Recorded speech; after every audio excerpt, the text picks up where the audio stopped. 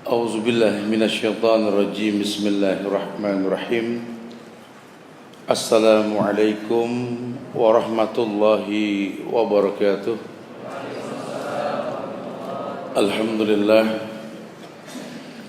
Alhamdulillahilladzi ja'ala al-ardha dhalulan wa amarna bi an namshiya 'alayha لبحث رزق منه لتناول الجنة من باب حسن الخاتمة وإن الحمد لله نحمده ونستعينه ونستغفره ونعوذ بالله من شرور أنفسنا ومن سيئات أعمالنا من يهده الله فلا مضل له ومن يضلل فلا هادي له أشهد أن لا إله إلا الله وحده لا شريك له وأشهد أن محمدا عبده ورسوله يا أيها الذين آمنوا اتقوا الله حق تقاته ولا تموتن إلا وأنتم مسلمون يا أيها الناس اتقوا ربكم الذي خلقكم من نفس واحدة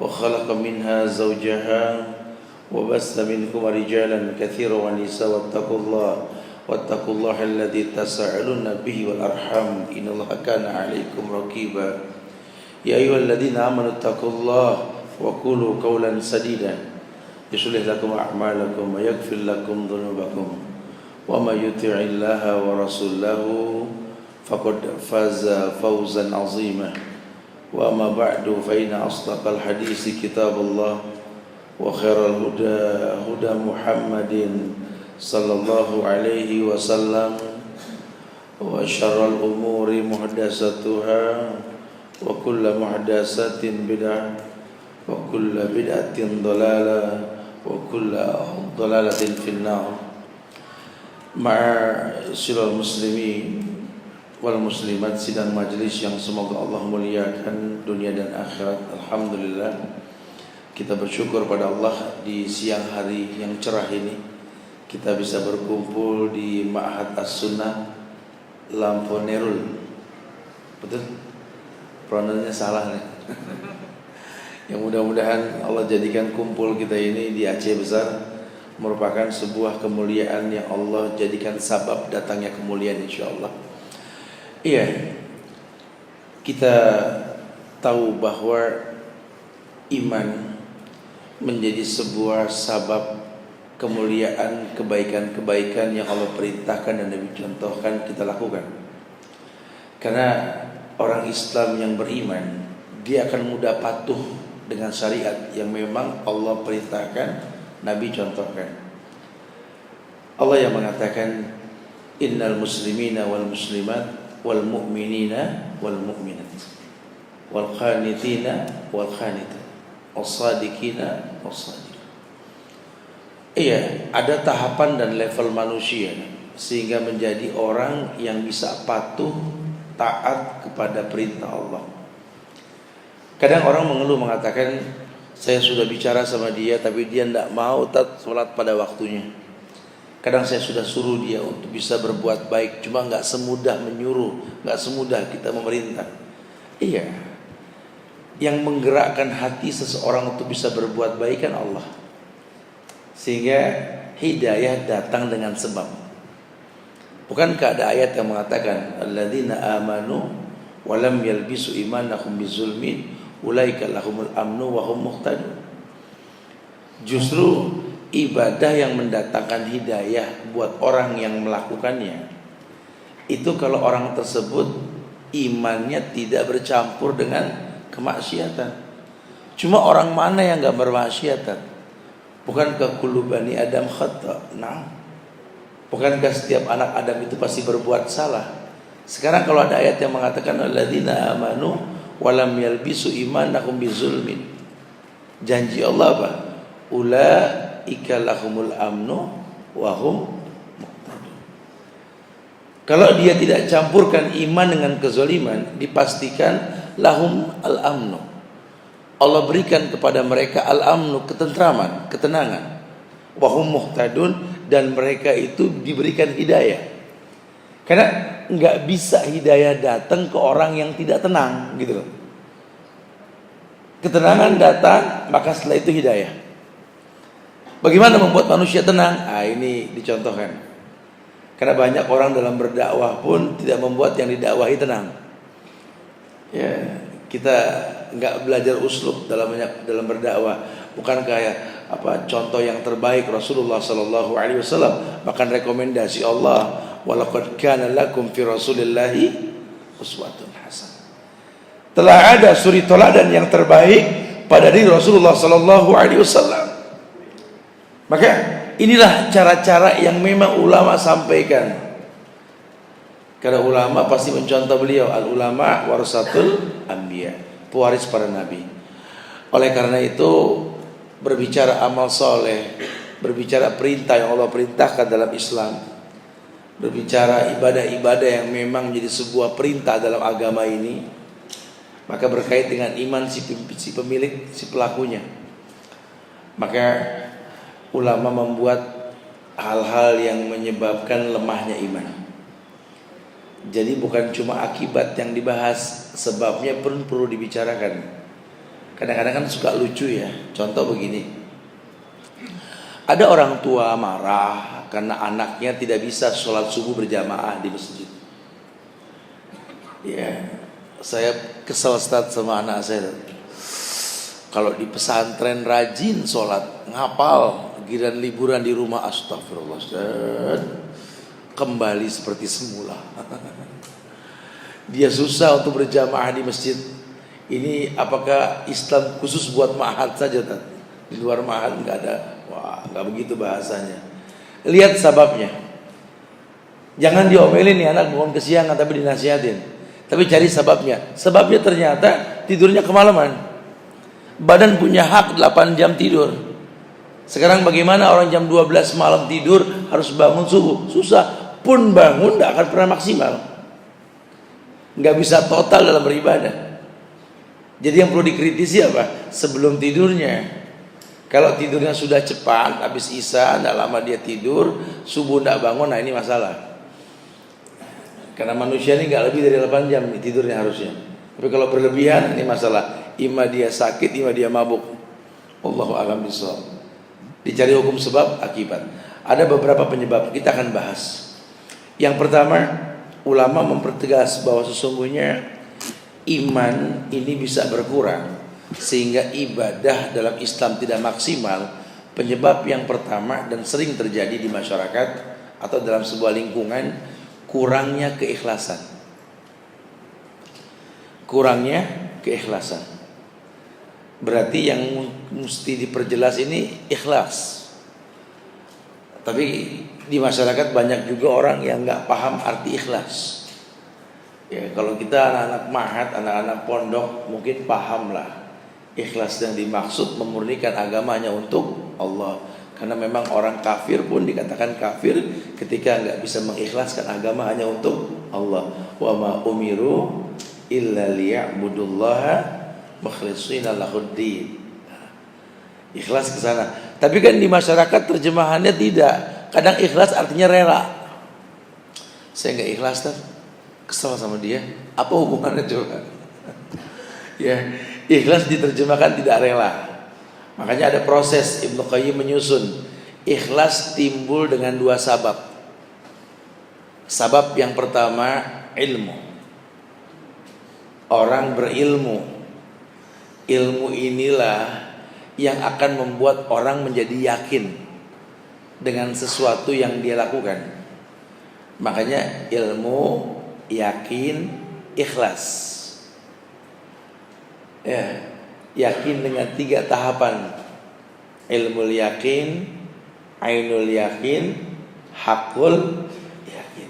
Itu penyempurnanya ilmu semua. Kalau orang sudah berilmu, dia tahu sekali tentang la ilaha illallah.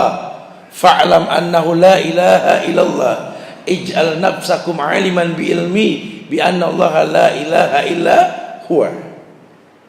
Jadikan dirimu berilmu bahwa tidak ada ilah yang berhak diibadahi dengan benar kecuali Allah.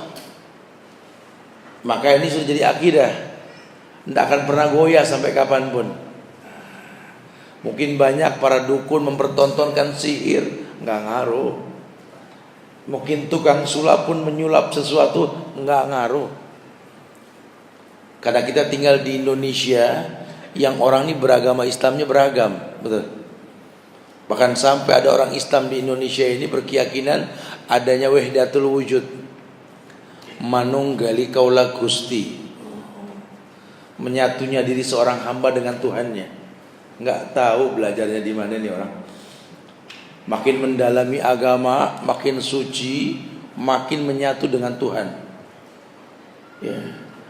Dulu saya ngalamin di pesantren seperti adik-adik. Tahun 80-an akhir itu, ya kebetulan saya di Ma'had Darussalam Gontor dulu awal di sana ya. Jadi aturan mainnya di sana kalau azan sudah berkumandang, kita belum di masjid udah pasti dihukum dah. Ya karena memang keterbatasan jumlah kamar mandi, mau nggak mau kan antri, anak pondok nasib ya semua serba antri. Tobur ya, sabar. Sudah. Ya. Selesai mandi, buru-buru lari ke masjid, keburu azan, udah nasib. Didirin kita di masjid semua. Tinggal siap dipukul pakai sejadah yang digulung. Lagi mau dipukul, Pak Kiai lewat. Saya bilang, ini nggak dihukum. Saya bilang, itu lain. Dari situ saya ngayal kapan saya jadi Pak Kiai ini. Aman dari hukum. Ya. Ini apa candaan anak Ma'had tuh seperti itu ya. Nah, tidak. Karena ada sebagian orang berkeyakinan orang kalau sudah jadi ustadz, jadi Pak Kiai atau mungkin ajengan atau apalah bahasa-bahasa di daerah kita, ini kayaknya bebas dari hukum. Subhanallah. Makanya jangan heran kalau di negeri kita ini banyak kuburan yang lebih mulia, dianggap lebih mulia, melebihi kemuliaannya kuburan orang-orang di Baqisan di Madinah. Melebihi kemuliaan pemakaman di Badar, di Khaybar. Bahkan sampai makam Rasul pun kalah sama makam-makam di negeri kita. Mereka tabarruk, betul? Kenapa? Karena akidah. Mereka tidak berilmu tentang la ilaha illallah. Sampai konsekuensi orang yang mendakwakan la ilaha illallah di bumi Indonesia ini sejak zaman kafir Belanda dulu dibilangnya ekstremis. Betul. Kemari ekstremis berubah jadi Wahabi. Betul. Terus sampai sekarang ini. Tapi ya nggak masalah, itu memang konsekuensi. Orang kalau sudah mendakwakan tauhid, pasti seleknya itu sama adat tradisi. Itu sudah biasa, nggak ada masalah. Qul rabbiyallah tsumma istaqim. Katakan Rabbku Allah istiqomah. Yang penting uslubnya betul. Ya, karena bahtera tidak mungkin bisa berlayar kalau tidak ada riak ombak. Dalam dakwah pun sama seperti itu. Resikonya kita dibunuh. Yang lebih pintar dari kita dibunuh, Umar bin Khattab. Betul? Yang lebih pandai main pedangnya Ali bin Abi Thalib pun dibunuh oleh Ibnu Muljam. Siapa Ibnu Muljam? Khawarij, kilabun nar. Anjing-anjing neraka kata Rasulullah. Bahkan bacaan Quran sahabatku pun kalah sama Khawarij. Ini muskilah akan selalu terjadi dan terjadi. Makanya kita disuruh betul-betul berilmu tentang la ilaha. Masyarakat pun dipandaikan untuk itu. Baru nanti kesananya itu akan timbul dengan sendirinya keyakinan. Ilmu yakin dengan ilmu dia yakin. Ainul yakin dia melihat orang alim yang lebih berilmu. Nah ini kelebihannya Ma'had nih. Ya ketimbang sekolah-sekolah umum biasa. Kenapa? Karena murid bersahabat dengan guru dalam kelas dan di luar kelas. Ya, kelebihan Ma'had di situ. Kenapa? Kita melihat langsung ilmu yang disampaikan dan yang diaplikasikan oleh guru-guru kita. Sehingga nggak ada pengkultusan. Dan kita dididik untuk mengetahui guru kita adalah manusia. Dan manusia adalah dari Adam. Dan setiap anak Adam pasti berbuat salah. Jadi jangan kita menganggap bahwa guru kita maksum. walaupun namanya maksum. Betul ya? Tidak ada manusia yang maksum kecuali para rasul yang Allah maksumkan. Sehingga nanti Ibnu Qayyim pun membuat arti sebuah cinta yang hakiki. Bahwa cinta yang hakiki ketika kita bisa mencintai sesuatu karena kekurangannya. Karena kan kalau dalam teori pendidikan kan seorang guru itu kan dicari salahnya oleh murid, biasanya begitu kan. Taruh kata beginilah, ini Pak Guru menulis pelajaran yang disukai oleh anak-anak ma'had, al-hisab, matematik. Dia buat perkalian dari perkalian 1 sampai perkalian 9. Di perkalian 9 yang mungkin agak sulit, Pak Guru pun menulis 9 kali 1 9, 9 kali 2 18, 9 kali 3 27, terus sampai dia tulis 9 kali 5 54. 9 kali 6 terus dia tulis 63, terus sampai 9 kali 10 90. Ini murid semua ketawa geli ngeliat kayak begitu. Aduh, Ustadz kacau. Masa 9 kali 5 54. 45 tat belum belajar. Dadah gitu tuh. Ustadz pun tersenyum menghadap kepada murid-muridnya. Inilah kehidupan. Dari 9 kali 1 hingga 9 kali 10 ada 10 hal yang saya tulis. Sengaja saya salahkan 1. Yang kalian ingat salah saya, bukan 9 benarnya saya. Itulah hidup. Sehingga sifat manusia akan mencari kesalahan manusia lainnya. Buat apa ada hadis yang mengatakan khairun nas anfa'uhum linnas. Sebaik-baik manusia yang paling bermanfaat buat manusia lainnya. Sehingga bukan cemoohan, bukan hujatan, bukan mencari salahnya, bukan. Buat apa hadis mengatakan unzur maqala wal tanzur man qal? Lihat apa yang disampaikan, bukan lihat siapa yang menyampaikan. Ini banyak sekali kesalahan-kesalahan yang terjadi sehingga menjadi penyebab kurangnya iman. Suruh berilmu, suruh melihat, lihat langsung. Baru timbul keyakinan yang benar, hakul yakin. Dia berilmu, dia melihat, dia mantap. Ya, kayak orang yakin dengan Islam setelah dia belajar di Aceh sini, ya bagaimana cara bertauhid, bagaimana cara berakidah, kemudian belajar cara sholat, kemudian belajar semua ibadah lainnya. Allah izinkan untuk bisa bertendang ke tempat ulama, ima ke Yaman, ima ke Madinah, ke Masri, dan beberapa tempat yang masih ada ulamanya. Dia datang dan dia sholat, dia hidup di sana. Keyakinannya tambah. Ternyata Islam itu rahmatan lil alamin. Hafalan Quran saya di Aceh ketika saya menjadi imam di negeri Arab dan negeri lainnya sama. Apa yang diajarkannya pun sama. Dari mulai cara berdiri, cara sholat, cara semua, Masya Allah. Betul ya, Islam rahmatan lil alamin. Ketika dia berkata seperti itu, ini hakul yakin, keyakinan yang pasti, karena timbul dengan cara yang betul. Masya Allah. Baru bicara ikhlas. Karena menjadi rukun sebuah ibadah, ikhlas untuk Allah dan mencontoh Rasulullah SAW. Kenapa? Karena orang Islam yang beriman dan dia berilmu dengan ibadah yang dia lakukan, dia yakin sekali bahwa setiap ibadah yang Allah perintahkan, Nabi contohkan, menjadi penyebab ulaika lahumul amnu lahum muhtadun. Menjadi penyebab ketentraman jiwa si pelakunya, wahum muhtadun, dan dia diberikan hidayah. Makanya ketika Syekh Salim bin Iyad Al-Hilali, salah seorang murid Syekh Salim bin Iyad Al-Hilali, sering datang ke Indonesia beliau bersama beberapa syekh lagi. Ditanya tentang apakah tazkiyatun nafs memiliki cara-cara khusus, wahai syekh.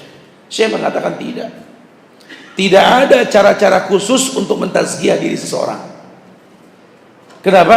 Karena setiap ibadah yang dilakukan dengan benar, di mana rukun ikhlas untuk Allah dan mencontoh Rasulullah dengan benar, akan mentazkiyah diri si pelakunya. Masya Allah. Merujuk kepada beberapa dalil yang mengatakan, salah satunya adalah bahwa Rasulullah Sallallahu Alaihi Wasallam menjelaskan tentang syahadat. Orang yang mengatakan asyhadu an la ilaha illallah wa asyhadu anna Muhammadar Rasulullah, kata beliau apa? Fa inna dima'ahum wa amwalahum wa a'radahum haramun alaikum illa bihaqil Islam. Itu efek. Ini orang yang bersyahadat. Dia bersyahadat asyhadu an la ilaha illallah wa asyhadu anna Muhammadar Rasulullah. Darahnya tidak boleh ditumpahkan, hartanya tidak boleh dijarah, kehormatannya tidak boleh diinjak-injak. Lihat betapa syahadat melindungi orang Islam. Maka dari sini ulama menyimpulkan tidak ada dan haram hukumnya untuk menyakiti orang Islam. Bahkan Nabi pun menjelaskan, jangankan membunuh, menodongkan senjata saja ke saudaramu yang beriman haram, apalagi membunuhnya. Nah, kalau sudah bicara begitu, dalam teorinya Darul Mafasid muqaddam ala jalbil masalih, mencegah yang buruk terjadi lebih dikedepankan ketimbang melakukan kebaikannya. Nah, kalau sudah menodongkan haram, membunuh haram, maka semua penyebabnya juga haram. Nah, ini kadang-kadang kita nggak berasa. Saya tidak mencegah orang sholat di masjid. Tar dulu. Kita tanya sama orang yang nggak sholat, antum kenapa ada masjid itu dekat rumah antum kok nggak sholat? Bukankah laki-laki wajib di masjid? Nabi yang mengatakan afdhalu sholatul mar'i fi baitihi ilal maktubah. Sebaik-baik sholat seseorang itu di rumah, kecuali yang wajib di masjid. Kenapa antum nggak berangkat? Saya sudah dengar hadis itu, Ustaz. Sudah tahu saya. Bahkan duluan saya sama Ustaz tahunya. Karena Tuhan saya tadi ya. Ya. Tapi kenapa kok nggak ke masjid? Ada dia, Ustaz, saya males. Tingkah laku kita kadang-kadang menjadi penyebab orang tidak ke masjid. Baik menurut kita, belum tentu baik menurut orang. Makanya akhlak itu dinomorsatukan. Bahkan beliau Rasulullah Sallallahu Alaihi Wasallam mengatakan, bu'istu liutammima makarimal akhlak. Bu'istu liutammima makarimal akhlak. Aku diutus menyempurnakan akhlak manusia. Kemasan agama dengan akhlak. Adanya daya tarik khusus para penghuni sorga, orang-orang yang dijanjikan sorga oleh Allah. Mungkin beramal soleh, dia tidak langsung mati, dia tetap hidup. Tapi kan setiap kebaikan menjanjikan surga. Penghuni surga punya 3 karakter: qaribin, hayyin, sahlin. Qaribin, gampang akrab. Hayyin, lembut. Sahlin, mudah. Selalu menyiapkan maaf yang banyak ketimbang kesalahan yang orang lakukan. Makanya ada daya tarik khusus. Dia tahu sekali semua ada hukum sebab akibat dalam agama. Ya, Mu'az bin Jabal kena sama Rasul tuh. Ketika beliau mengimami sholat maghrib dengan bacaan yang panjang, ada orang yang tidak kuat, jadi makmumnya dia tinggal tuh imam. Selesai dikasih kabar, si fulan meninggalkan sholat, berpaling dari sholat. Kata Mu'az, munafik. Sampai ke kuping tuh orang marah, sampai ke Rasul. Saya sakit hati dibilang munafik sama si Mu'az. Kenapa? Aku tidak kuat dengan bacaan dia dalam sholat. Mu'az yang diomelin. Afattanun ya Mu'az, kau timbulkan fitnah ya Mu'az. Masya Allah. Lihat, padahal Mu'az bacaannya betul, cakep, panjang. Cuma kata Nabi, afattanun ya Mu'az, kau timbulkan fitnah ya Mu'az. Iqra' ma tayassara minal Qur'an, baca yang paling gampang dari Qur'an. Makanya ada sunnah muakkad. Imam ketika mengimami makmum menghadap makmum. Ada hikmah di balik ini. Selain menyuruh untuk meluruskan, merapatkan shaf sambil melihat kondisi makmumnya. Yang paling cerdas tuh yang saya perhatikan setiap bulan kalau lagi di Saudi itu si Abdurrahman Sudais. Ini memang jenius, beliau imam yang jenius kalau menurut saya. Makanya suaranya ini sampai ke mahat mana saja. Ya.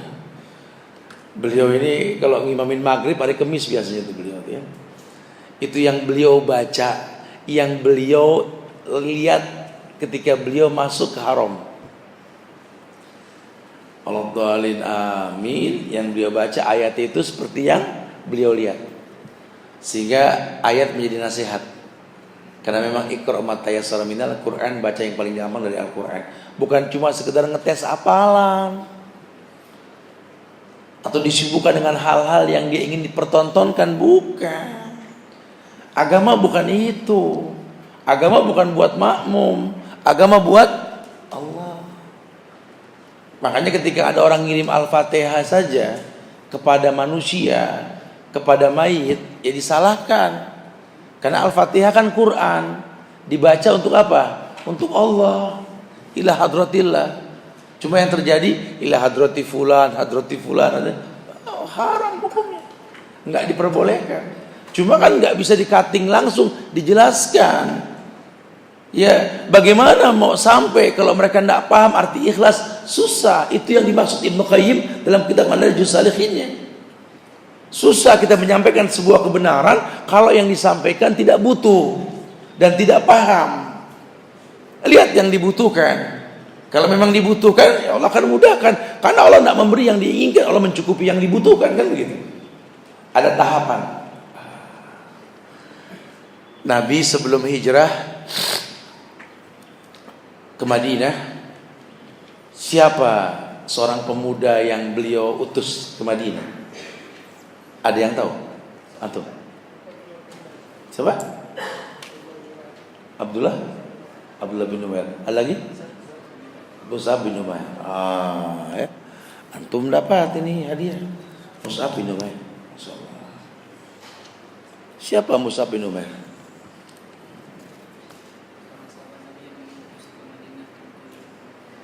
Siapa dia? Ya, seorang pemuda yang memang anak orang kaya.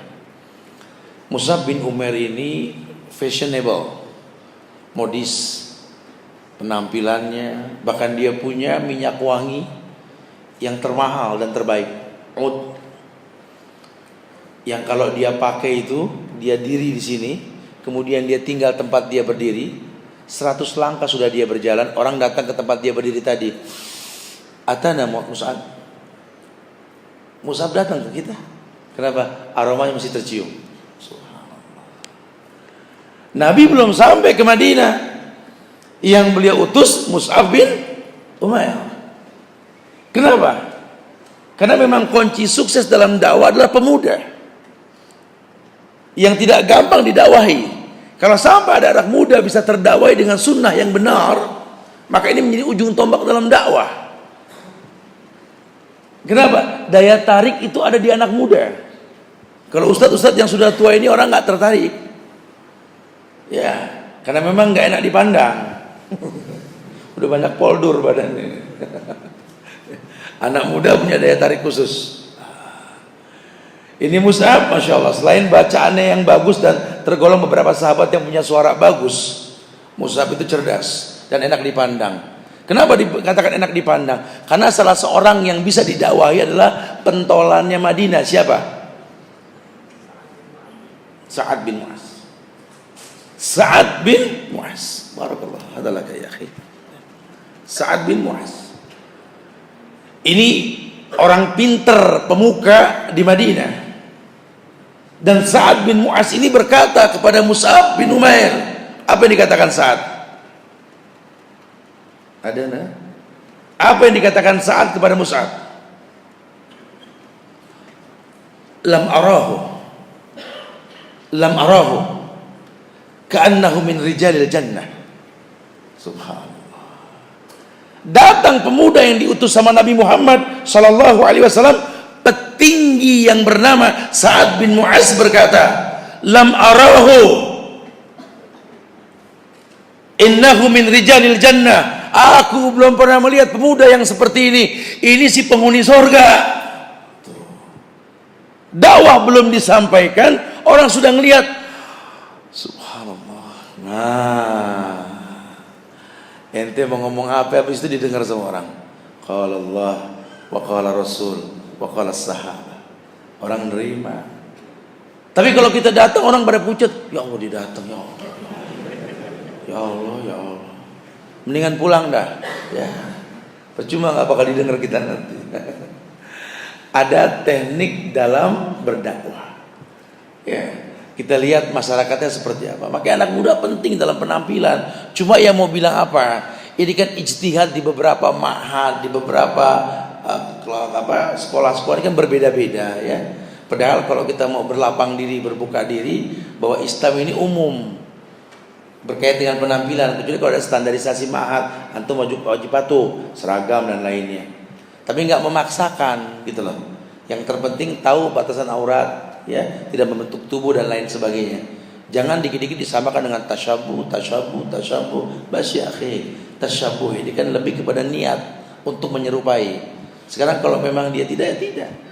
Coba sesekali nanti kita panggil teman-teman kita yang Sunni dari Prancis, dari Ceko, ya, kemarin kita sempat keliling dunia itu ya, semua beberapa orang-orang dari beberapa negara itu, masya Allah.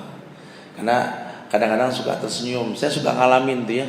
Kalau saya ini ustadz yang kemana-mana suka pakai blue jeans, orang suka bilang, ustadz preman, tas sabuh, mau batol.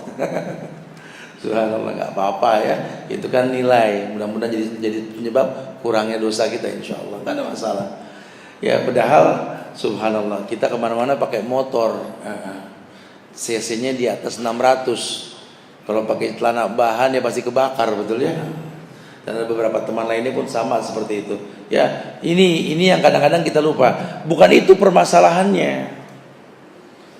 Ya, kita masuk ke sebuah tempat dengan daya tarik khusus ini penting untuk bisa mendakwakan kemuliaan. Ya, kurangnya iman yang pertama karena kurangnya ikhlas. Sehingga panjang cerita nih. Kalau kita nggak bisa mengikhlaskan agamanya untuk Allah, maka menjadi penyebab sulitnya masuk hukum dalam diri kita, masyarakat kita dan lainnya. Tidak akan pernah sampai dakwah tersebut. Kemudian yang kedua, yakni konsistensi emosional. Konsistensi emosional artinya orang harus tahu, seharusnya dia mengerti bahwa yang namanya Islam ini akan membuat si pelakunya menjadi lebih baik ketika dia berbuat baik. Maksudnya bedalah orang yang telah berbuat baik kemudian dia menjadi sempurna, menjadi baik setelah kebaikan yang dia lakukan. Janjinya kan pasti. Ya ayyuhalladzina amanu taqullaha wa aminu birasulih yu'tikum kiflain min rahmati wa yaj'alakum nuran tamshuna bihi wa yaghfir lakum, gitu ya. Hai orang yang beriman, bertakwalah kepada Allah, berimanlah dengan yang Rasul bawa. Ada efek positif dari amal yang dia lakukan. Yang pertama, Allah akan berikan cahaya dalam kehidupan. Apa yang dimaksud cahaya? Selalu ada penerang dalam kehidupan. Ada saja yang kasih tahu nanti. Ada saja yang kabarkan tentang kesalahan yang kita miliki. Alhamdulillah, senang dalam hidup kita dikoreksi itu senang. Berarti ada yang sayang sama kita. Kayak kalau di luar sana, sosial media ini kan jadi sebuah ajang obrolan, ya, jadi media untuk berdakwah. Saya suka sekali tuh kalau kita bikin di YouTube, di Instagram, musuh-musuh Islam itu selalu ada di sosial media. Saya bilang sama teman-teman ini nggak usah kepancing emosi, kita live aja Instagram. Silakan yang mau bertanya. Kita sekarang ada di Aceh, gini. Ini ada yang nyaut, wah Ustadz ini, Ustadz itu. Wah, kita tinggal komentarin. Ini nggak baik nih ya, pemirsa yang Allah muliakan. Islam nggak seperti ini. Kalaupun kesalahan tampak di hadapan kita, islah, rubah dengan gerakan, atau rubah dengan lisan, atau doakan. bukan menghujat, mencaci, memaki, bukan. Ini sudah sifat khawarij. Mencaci maki sifat khawarij. Tapi kalau orang yang berilmu tahu kesalahan ditutupi dengan bahasa yang baik. Kayak orang sholat, imam salah, makmum ingetin, subhanallah. Bukan main tarik kerah, pindah. Turun, bukan. Ada kaifiat, ada tekniknya. Ibu-ibu gitu juga. Bapak imam, kalau bapak berbuat salah jangan berkoalisi sama anak. Kesel sama bapak, anak nyaut, "Mah, Abi kemana sih? Bapak pulang-pulang." Harusnya kan nenangin lah, wong abinya kerja. Ya, sabarlah, nanti dia pulang. Burung bangau saja terbang setahun sekali kembali ke kandang kok. Apalagi abimu, insya Allah dia balik, doakanlah. Bukan malah berkoalisi. Emang abimu tuh, kamu baru tahu kan dari dulu. Ntar kalau abi datang biar dia masuk dulu, ya. Kita keluar pintu samping, dari depan pagar kita demo abimu, turunkan abi, ganti abi gitu. Ini kan kacau kalau begini. Makanya demonstrasi itu tidak diterima sama Islam. Ya, saya bingung. Ya, saya pengajar di Polda Metro Jaya, saya pengajar di Mabes, saya pengajar di KPK, di Kejaksaan dan lain sebagainya. Ada beberapa instansi yang saya ngajar di Jakarta. Saya dialog sama mereka orang yang a priori dengan dakwah sunnah. Justru kami mendakwakan masyarakat untuk tidak berbuat apa yang zalim di negeri ini. Kita berkeyakinan yang namanya demonstrasi itu bukan dari Islam. Vokal saya waktu itu, alhamdulillah Allah berikan hidayah buat semuanya. Demo menjadi aksi damai, berubah nama itu. Ya semoga Allah berikan proses menjadi sebuah perubahan lah ya. Saya katakan syibabul muslim fusuk wa qitaluhu kufrun, rawahu Bukhari. Mencaci maki orang Islam dari pinggir jalan fasik, pembunuhnya kafir. Apakah hadis ini kita mau tentang dengan dispensasi khusus dari ijtihad segelintir ustaz? Fa inna ahsanul kalam kalamullah wa khairul huda Muhammadin sallallahu alaihi wasallam. Ada ayatnya, ada hadisnya. Kita mau rubah dengan pendapat manusia, siapa kita? Justru doakan pemimpin kalau kita nggak bisa merubah dengan tangan atau timbul mudarat, jangan. Lawan pemimpin sekeras Fir'aun saja, Nabi sekeras Musa alaihissalam yang tak pandai bercakap, dia hanya pandai memukul. Musa cuma bisa memukul, dia berkata tidak pandai. Makanya ada jubir yang namanya Nabi Harun. Idhab ila Fir'aun innahu tagha faqul lahu qawlan layyinan. Pergi kalian berdua ke Fir'aun, dia sudah melampaui batas. Fa innahu tagha, tughyan, sudah melampaui batas di Fir'aun. Faqul lahu qawlan layyinan. Ajak bicara Fir'aun dengan bahasa yang layyin, lembut. Lembut. Adakah pemimpin sezolim Fir'aun sekarang? Adakah pemimpin sekeras Fir'aun sekarang? Nah, ditemukan di bumi ini. Fir'aun suruh dakwakan dengan bahasa yang baik. Kita tidak, kelompok-kelompok tertentu malah mendidik kita untuk menghujat, mencaci, memaki. Allahu Akbar. Ya tidak sampai dakwah, yang ada keributan nanti. Masya Allah.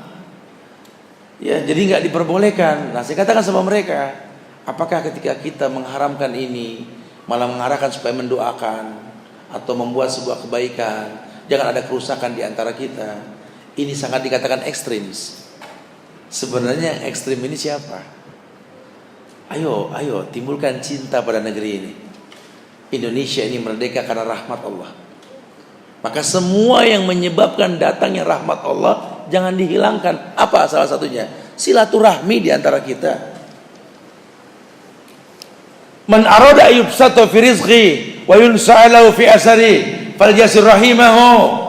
Orang yang pengen dipanjangkan umurnya, disehatkan badannya, dibanyakan rezekinya, sambung silaturahmi. Datang kita ke guru-guru kita, bertenda. Karena ternyata mungkin di antara kita ini nggak ketemu, semua pakai perkiraan, kita nggak bersilaturahmi. Kali kalau sudah tabayun lain cerita kan. Ini yang hilang di antara kita.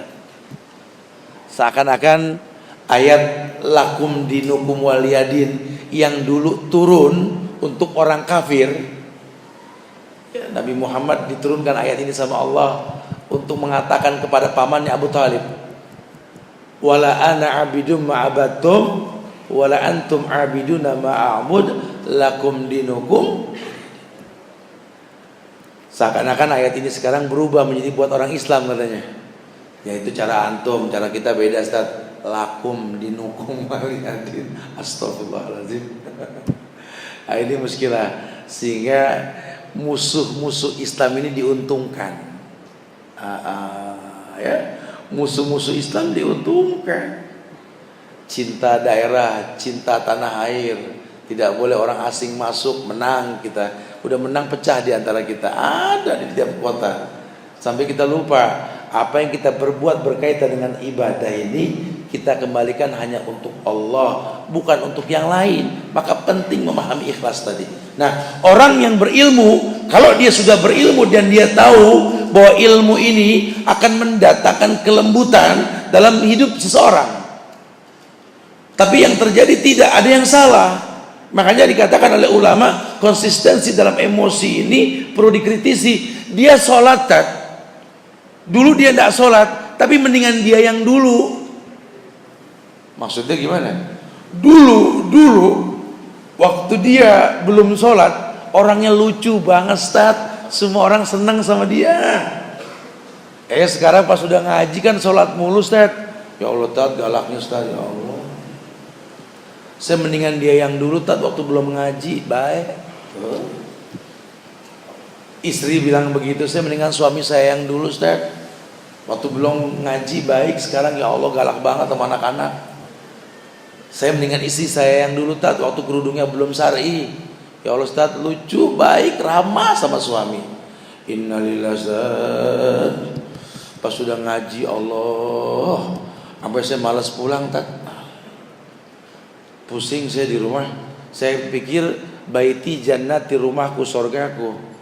Di rumah kan dibilang sorga kalau ada bidadari Ustaz. Harusnya kan penghuninya betah. Ini penghuninya kabur-kaburan mulu Ustaz. Berarti kan ada yang salah ya.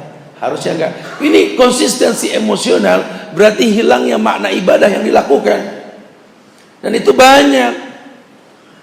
Ya, orang-orang kafir Quraisy yang terdakwahi menjadi khawarij. Bahkan dia berani bunuh Ali bin Abi Thalib, Ibnu Muljam itu, penghafal Quran. Bahkan Al-Hajjaj As-Saqafi dengan pasukannya itu berani membunuh Abdullah bin Zubair bin Awam. Disalib lagi nggak tanggung-tanggung. Dan banyak penghafal Quran yang menentang dirinya pun dibunuh. Sama-sama baca Quran, bukan tidak. Bertuhankan Allah, bernabikan Muhammad sallallahu alaihi wasallam, beragamakan Islam, cuma prakteknya tidak seperti yang diinginkan. Konsistensi dalam emosional. Di kita banyak, banyak sekali. Ya, masya Allah. Saya sengaja nggak umumkan kedatangan saya ke Aceh, nggak dipublish. Pas sudah mau pulang baru rame katanya ya di Facebook. Wah, himbauan kepada gubernur, hati-hati ustadz-ustadz Wahabi mulai masuk Aceh. Subhan Wahabi. Ini innalillahi wa inna ilaihi rajiun. Padahal dari kemarin kita ajak, ayo ya saudara-saudaraku di Aceh. Aceh ini milik antum. Tegak kemuliaan di kota Aceh ini sejak dulu sudah ulama tegakkan. Kita punya ulama Teguh Umar. Kita punya wanita mulia yang menjadi contoh wanita-wanita Aceh, Cutnya Adin, sebut lain sebagainya. Coba kita pelajari sejarah mereka. Harga diri tampak dulu, tapi kita nggak berasa dihina penampilan mereka. Cutnya Adin tidak pakai kerudung, kita diam saja. Kan ini penghinaan. Penampilan-penampilan yang tidak syar'i. Bahkan berapa banyak orang Aceh sendiri nggak paham kalau rencong yang dia miliki ini makna dari pembuatannya seperti tulisan Bismillah dan lain sebagainya. Ini kan perlu dibahas supaya kita tahu bahwa jujur ulama-ulama terdahulu itu penyebab datangnya rahmat ke negeri ini, ke kota ini, sehingga menjadi serambi Mekah. Masya Allah. Subhanallah.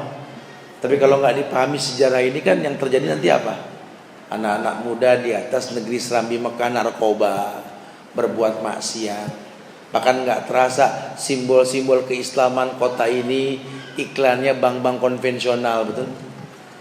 Sepanjang jalan kita muter dari kemarin dari Banda Aceh sampai ke Sabang, balik lagi kita ke Malibu, ya balik lagi kemari, ya subhanallah. Sepanjang jalan iklan dosa semua Pak, iklan rokok gede-gedean, ajakan makan riba, KPR BTN, masya Allah, maksiat dipasangin iklan, ya tapi kebaikan jarang pakai iklan, sekalinya aja gede ajakan berbuat bid'ah. Ini mau sampai kapan? Mau sampai kapan? Kalau maksiat dan penyakit pasang iklan, orang suka kayak rokok. Ya. Harusnya apalagi yang namanya kebaikan. Cuma kita nggak terbiasa seperti itu. Ini saya sampaikan dulu di Pekanbaru, di Riau, di Kalimantan saya sampaikan. Sekarang alhamdulillah teman-teman di Pekanbaru ini kalau udah kajian sunnah itu pakai baliho sepanjang jalan itu. Mereka bangga sekali karena kebaikan akan datang di tempat mereka. Harus dipertontonkan. Jangan sampai merek masjid, merek mahat lebih kecil ketimbang merek bank konvensional. Saya takut kayak di Jakarta. Di Jakarta kita kalau nanya ATM gampang betul. Ada ATM nggak? Oh itu Pak, ada 3 Pak. Belakangnya juga ada Pak. Atau di gang sebelah, atau bapak ke depan dikit. Masjid di mana ya? Wallahu alam. Janganlah ya. Masih banyak tempat kosong di Aceh ini. Ya, ayo tegakkan kemuliaan, tegakkan iman, jauhkan kesyirikan. Janji Allah, walau anna ahlal qura amanu wattaqau lafatahna alaihim barakati minas samai wal ard. Berkah dari langit dan bumi akan tampak, akan Allah turunkan, keluarkan nanti Allah. Syaratnya bagaimana? Amanu wattaqau. Bukan yu'minu, tapi amanu. Ketika mereka telah beriman, wattaqau, telah bertakwa. Artinya ketika agama sudah terbiasa, ketika sudah menjadi sebuah rutinitas, Allah turunkan keberkahan. Ayo biasakan, jaga, jangan sampai orang perempuan jalan di jalan ini tidak tutup aurat. Ayo buat tradisi ini. Di Aceh kuat ini. Ayo anak-anak muda, jangan sampai tidak sholat kecuali di masjid para laki-laki. Ayo manfaatkan waktu libur kita. Fa idza faragta fansab, isi dengan hal yang positif waktu kosong kita.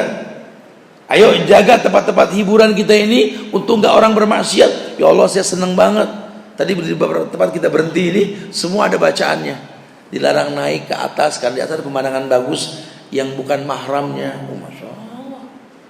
Ini mesti dipegang ini. Saya keliling Indonesia dan baru pertama kali saya ke Aceh ini. Semua sudah saya masuki, tinggal Aceh alhamdulillah. Sehingga saya tertarik setelah ini saya akan bikin sebuah kegiatan dengan teman-teman di National Geographic tentang sejarah yang dilupakan. Bantu doa. Semoga nanti dimulai dari Sabang nanti insyaallah. Ya, masya Allah. Ini perlu dunia perlu tahu. Kalau sampai istilah Serambi Mekah ini bukan hal yang main-main. Masya Allah. Jangan cuma sekedar tahu ini kopi Sangel, sama-sama ngerti, bukan itu aja ya. Tapi lebih dari itu, Serambi Mekah dengan istilah-istilahnya, bak di Mekah kita. Nama-nama Allah di pinggir jalan. Nah, kita kalau di Mekah Madinah, antum bisa lihat di Jabal Uhud saja ada bacaan Allah. Ada la ilaha illallah, subhanallah, sehingga tasbih, tahmid, tahlil di beberapa tempat orang tuh gampang. Ajakan-ajakan kebaikan. Enggak pernah kita melihat di Mekah Madinah orang buka aurat, enggak ada.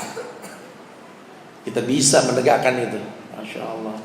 Ya, tinggal tergantung kebiasaan. Nah, kalau sudah beriman bertakwa, la fatahna alaihim barakati minas sama'i wal ardh.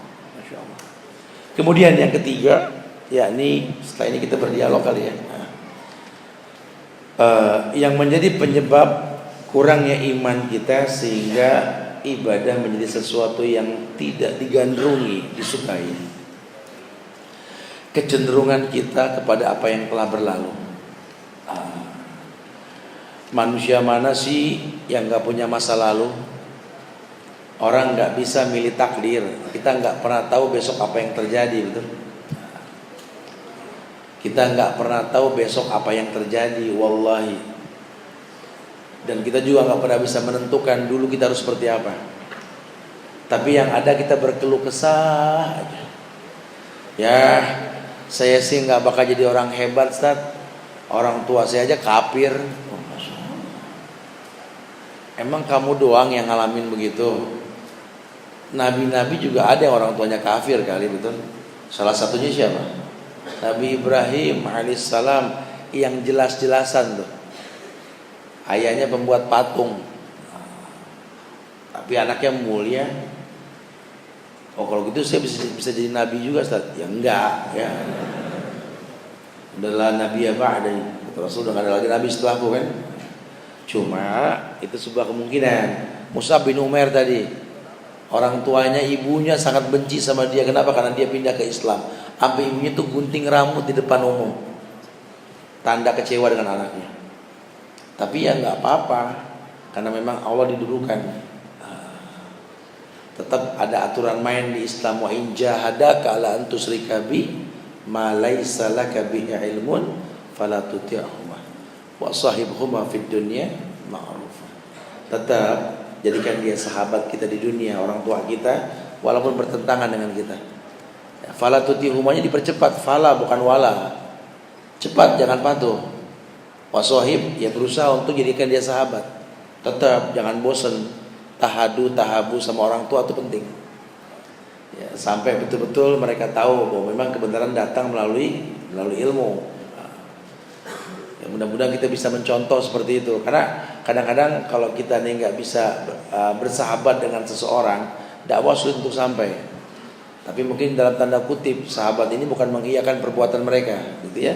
Karena perlu ada dakwah.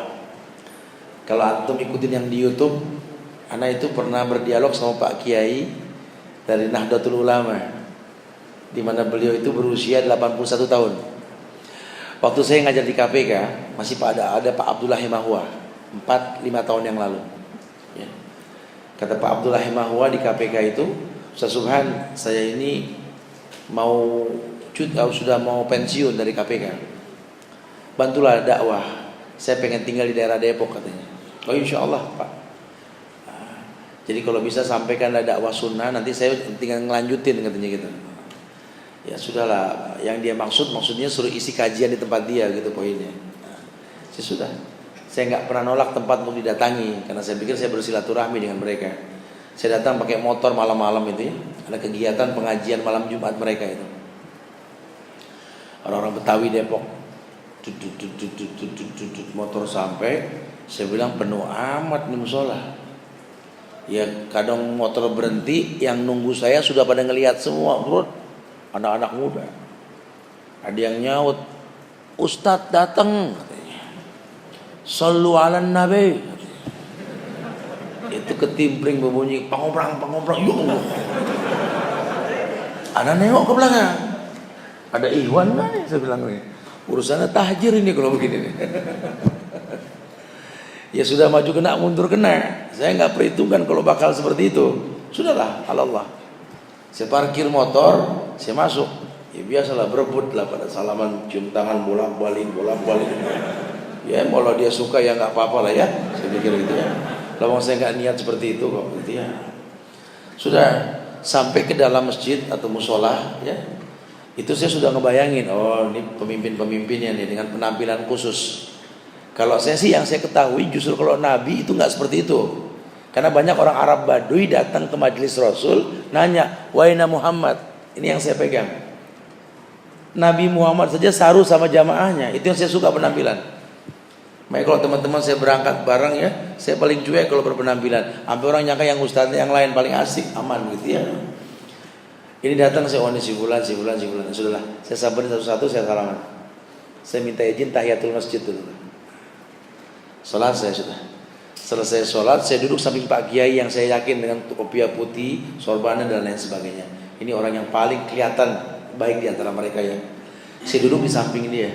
Assalamualaikum Pak Kiai. Waalaikumsalam. Dia berbicara dengan bahasa Arab. Kemudian dia lihat saya atas bawah. Dia samperin saya, Wahabi ya. Saya bilang, sok tahu ente. Dia lihatin lagi ya sebab Wahabi ente, sok tahu. Ya kalau antum lihat di YouTube ada nih yang saya sampaikan.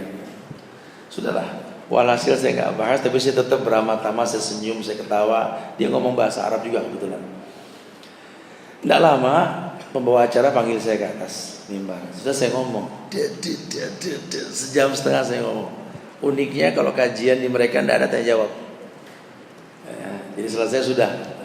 Terus saya ke bawah lagi, sampai Pak Kiai selesai saya ceramah itu. Pak Kiai ngeliatin lagi sambil senyum. Kalau Wahabi begini, oke dah. Begitu katanya. Wahabinya tidak hilang. Ya. Cuma tambah oke doang.